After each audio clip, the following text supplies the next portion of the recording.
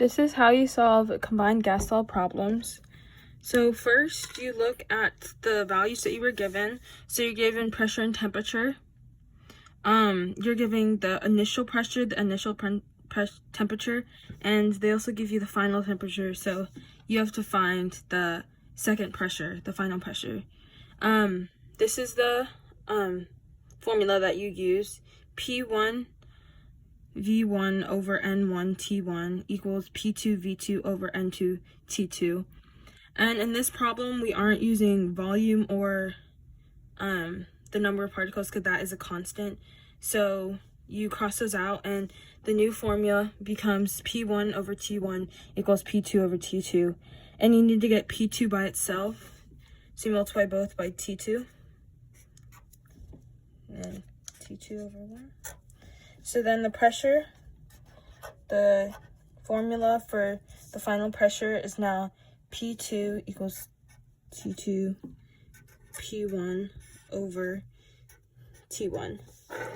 And now you just fill in the blanks, the numbers with the actual values.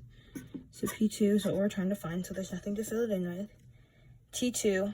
So when you have it in Celsius, to change it to kelvins, you add 273 minus 23.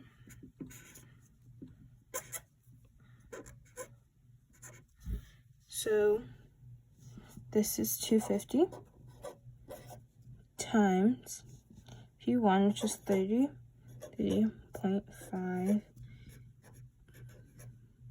kilopascals. Oops.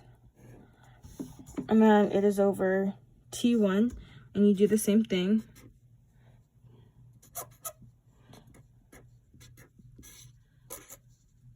Seven, 8, 9, 2, so it's 290 kelvins. Okay, so after we plug all of these in, we multiply these two numbers, and we get 8,375 kelvins divided by kilopascals, and then we do 290 Kelvin, and you divide that, and you get 28.879, and we have to round using the significant figure rules, and the smallest number in here is 3, smallest significant figures, so you round this number to 3. This would be 28.9 pascals.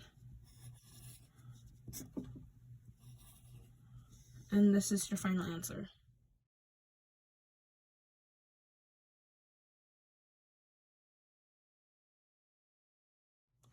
This is the second problem. This one's different because they gave you 3 different variables to use. And the formula is still the same, but we aren't using n, so we cancel this out. So this becomes the new formula.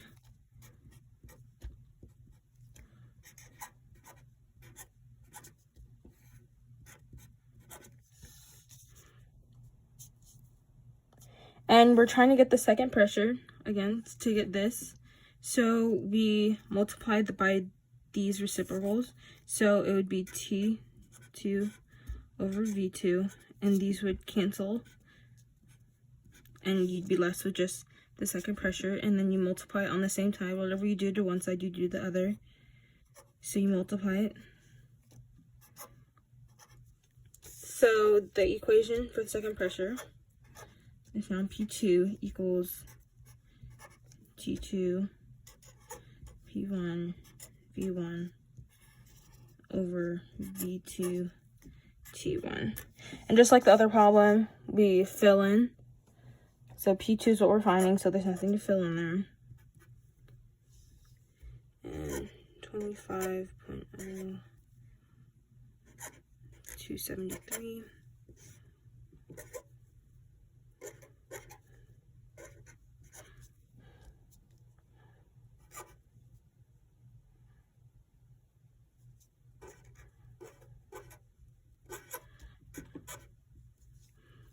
P1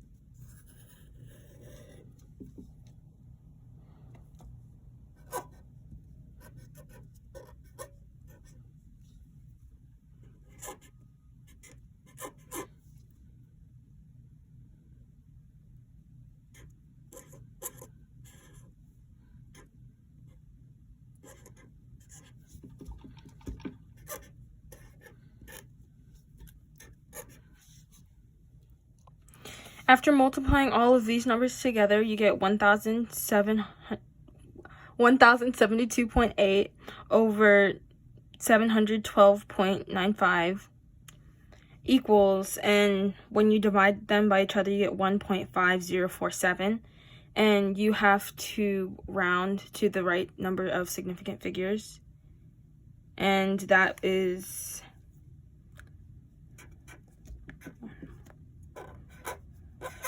3. And because you're finding pressure, you're just going by atoms. So this is your final answer for this problem.